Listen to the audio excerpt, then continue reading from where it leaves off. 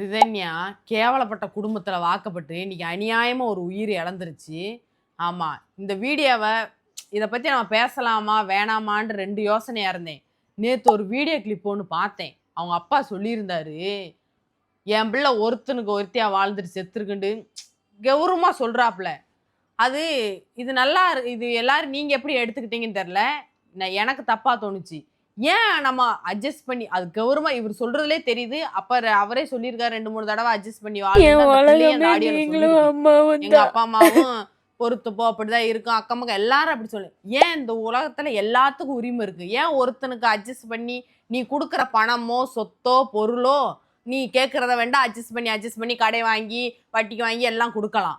ஆனா வாழ்க்கையை அட்ஜஸ்ட் பண்ணி எப்படி வாழ முடியும்? பிடிச்சா மட்டும்தான் வாழ்க்கையை வாழ முடியும். நெடுநாள் ஒரு வாழ்க்கையை கொண்டு போகணுண்டா அட்ஜஸ்ட் பண்ணால் வாழ முடியாது. எதா இருந்தாலும் பேரண்ட்ஸுக்குள்ள நீ எதா இருந்தாலும் சொல்லுமா, அதை தீர்த்து வைப்போம். பிடிக்கலையா போடா பொக்க வா, அவன் என்ன ஆளு, உனக்கு இன்னும் அதுலயும் நல்லா ஆளா பார்த்து கட்டியப்பா இல்லைன்ட்டு நீ வீட்டுல இருக்கிய. அவளை ஃபர்ஸ்ட் நம்ம கிட்ட இருக்கிற சொத்து பத்து இந்த வசதியை காட்டி பிள்ளைகளை வளர்க்க கூடாது.